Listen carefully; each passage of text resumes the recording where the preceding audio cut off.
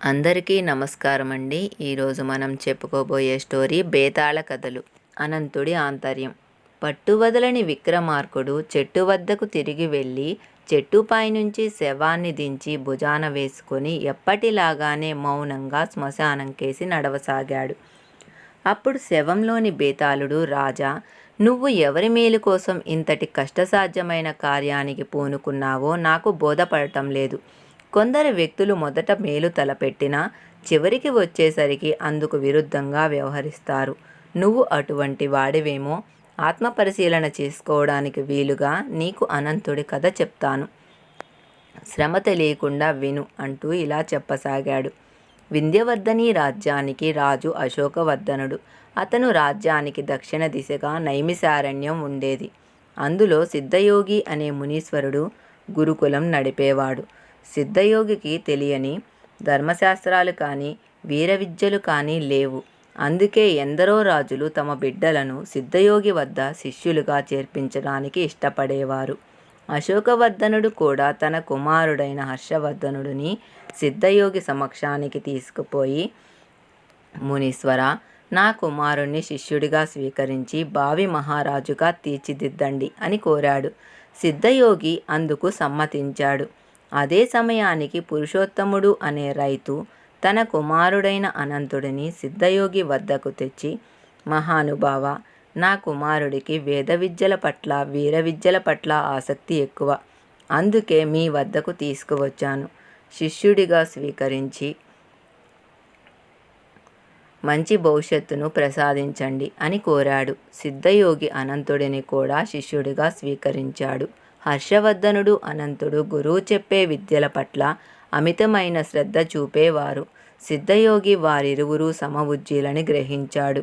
అయితే హర్షవర్ధనుడు ప్రతిసారి అనంతుడిని మించి ప్రతిభ కనబర్చాలని ఆరాటపడేవాడు.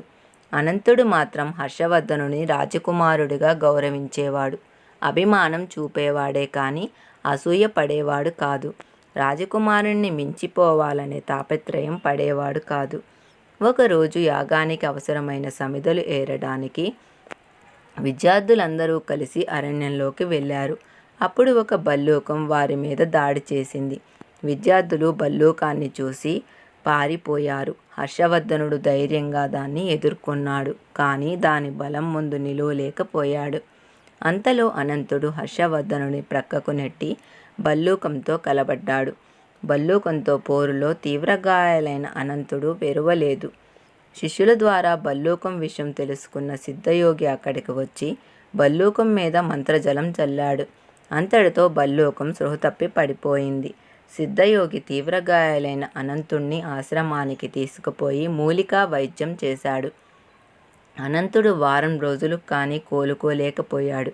ఒకరోజు హర్షవర్ధనుడు దూరంగా ఉన్న సమయాన సిద్ధయోగి, అనంత, హర్షవర్ధనుని ప్రాణాలకు తెగించి కాపాడావు. నీకు ప్రాణం మీద తీపి లేదా అని అడిగాడు. అందుకు అనంతుడు, గురువర్య, హర్షవర్ధనుడు భావి మహారాజు. ఒక సామాన్యుడైన నా ప్రాణం కంటే అతడి ప్రాణం విలువైనది. అందుకే అలా చేశాను అని చెప్పాడు. సిద్ధయోగి అనంతుడి వంక ప్రశంసాపూర్వకంగా చూశాడు. హర్షవర్ధనుడు అనంతుడి వీర విద్యలన్నింటిలో సమంగా ఉన్న విలువిద్యలో మాత్రం అనంతుడిది పైచేయిగా ఉండేది. ఆ విషయంలో హర్షవర్ధనుడికి తీవ్రమైన అసంతృప్తి ఉండేది. అందుకే అనంతుడిని మించి ప్రతిభ కనబరచడానికి తీవ్రమైన కృషి చేసేవాడు. ఒక పర్యాయం సిద్ధయోగి విద్యార్థులను 2 జట్టులుగా విడగొట్టి విలువిద్య పోటీ పెట్టాడు. చివరిగా హర్షవర్ధనుడు, అనంతుల మధ్య పోటీ జరిగింది. సిద్ధయోగి ఒక పూలదండను చెట్టు కొమ్మకు తగిలించి బాణంతో ఆ పూలదండను కాసింత దూరంలో ఉన్న దేవతా విగ్రహం మెడలో పడేలా చేయమని పరీక్ష పెట్టాడు. అంతేకాదు, పూలదండలోని ఒక్క పువ్వు కూడా నేల రాలరాదని షరతు పెట్టాడు. క్లిష్టమైన ఆ పరీక్షలో ఎవరు నెగ్గుతారోనని శిష్యులందరూ ఆసక్తి కనబరిచారు.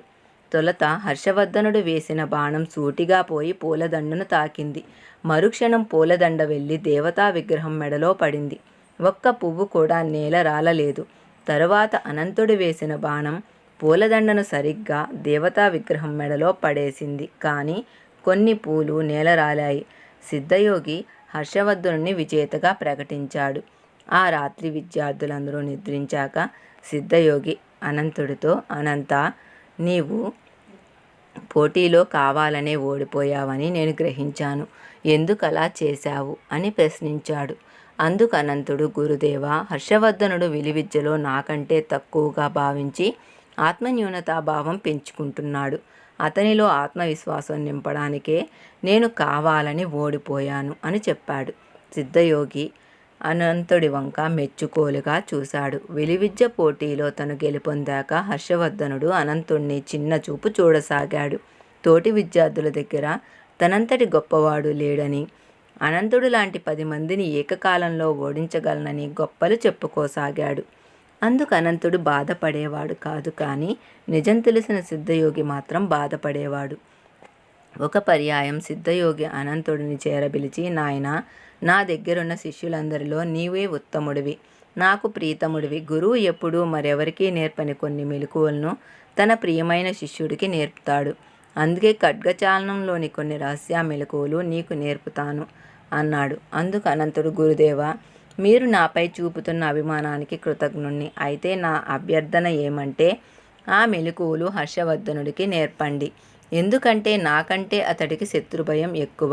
ఖడ్గచాలనంలోని ఆ మెలకువలు అతడికి మరింత ఉపయోగపడగలవు అని కోరాడు. అప్పుడు సిద్ధయోగి, అనంత, నీ వంటి స్నేహితుడిని పొందిన రాజకుమారుడు అదృష్టవంతుడు అన్నాడు. కొద్ది సంవత్సరాలకి వారి విద్యాభ్యాసం ముగిసింది. చివరిసారిగా విద్యార్థుల మధ్య సిద్ధయోగి పోటీ పెట్టదలిచాడు. ఆ పోటీలకి హాజరు కమ్మని మహారాజుతో పాటు అందరి తల్లిదండ్రులకు వర్తమానం పంపాడు. మహారాజుతో పాటు అందరూ ఎంతో ఆసక్తితో ఆ పోటీలకి హాజరయ్యారు. అన్ని పోటీల్లో హర్షవర్ధనుడు, అనంతుడు ప్రథములుగా నిలిచారు. చివరగా సిద్ధయోగి వారిరువురి మధ్య కత్తి యుద్ధం పోటీ పెట్టాడు. వారిరువురు పోటాపోటీగా చాలాసేపు కత్తి యుద్ధం చేశారు. వారి చేతుల్లోని ఖడ్గాలు మెరుపు వేగంతో కదిలాడాయి. కొంతసేపటికి అనంతుడు ఒక అసాధారణ ప్రక్రియతో హర్షవర్ధనుడి చేతిలోని కత్తిని ఎగరకొట్టాడు. సిద్ధయోగి అనంతుణ్ణి విజేతగా ప్రకటించాడు. అనంతుడు తన తండ్రితో కలిసి గ్రామానికి బయలుదేరే సమయాన సిద్ధయోగి అనంతుణ్ణి చేరబిలిచి, నాయనా, నీవు వీరుడివే కాదు, వివేకవంతుడివి కూడా, అంతకు మించి నిజమైన స్నేహితుడివి అని అభినందించాడు. అనంతుడు గురువు పాదాలకు భక్తితో నమస్కరించి బయలుదేరిపోయాడు. అంతవరకు కథ చెప్పిన బేతాళుడు, రాజా, ఒక పర్యాయం అనంతుడు ప్రాణాలకు తెగించి భల్లూకం బారి నుంచి రాజకుమారుణ్ణి కాపాడాడు. మరో సందర్భంలో రాజకుమారుడిలో ఆత్మవిశ్వాసం నింపడానికి కావాలని విలువిద్య పోటీలో ఓడిపోయాడు. అటువంటి అనంతుడు విద్యాభ్యాసం ముగిసిన సమయంలో అందరి ముందు హర్షవర్ధనుడిని చిత్తుగా ఓడించాడు. అతడు ఎందుకలా ప్రవర్తించాడు?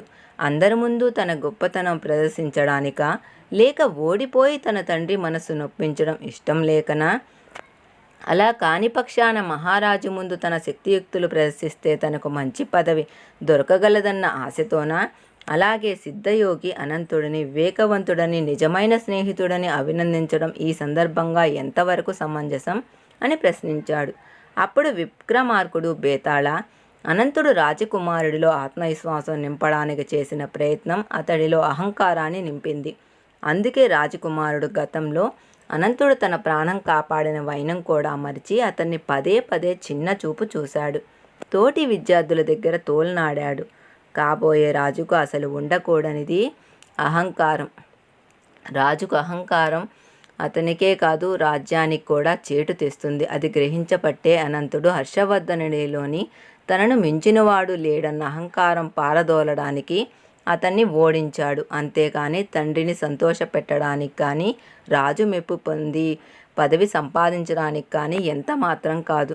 నిజమైన స్నేహితుడు తన మిత్రుడు ఉన్నతి కోరుకుంటాడే కానీ పతనాన్ని కాదు. ఆ విషయం అవగతం చేసుకోబట్టే సిద్ధయోగి అనంతుడి వివేకవంతుడని, నిజమైన స్నేహితుడని ప్రశంసించాడు అని చెప్పాడు. రాజుకి ఈ విధంగా మౌనభంగం కలగ్గానే బేతాళుడు శవంతో సహా మాయమై మళ్ళీ చెట్టెక్కాడు. ఈ స్టోరీ మీకు నచ్చిందా? నచ్చితే లైక్ చేయండి, షేర్ చేయండి, సబ్స్క్రైబ్ చేయండి, గంట సింబల్ మీద క్లిక్ చేయండి. Thank you for all. Bye bye.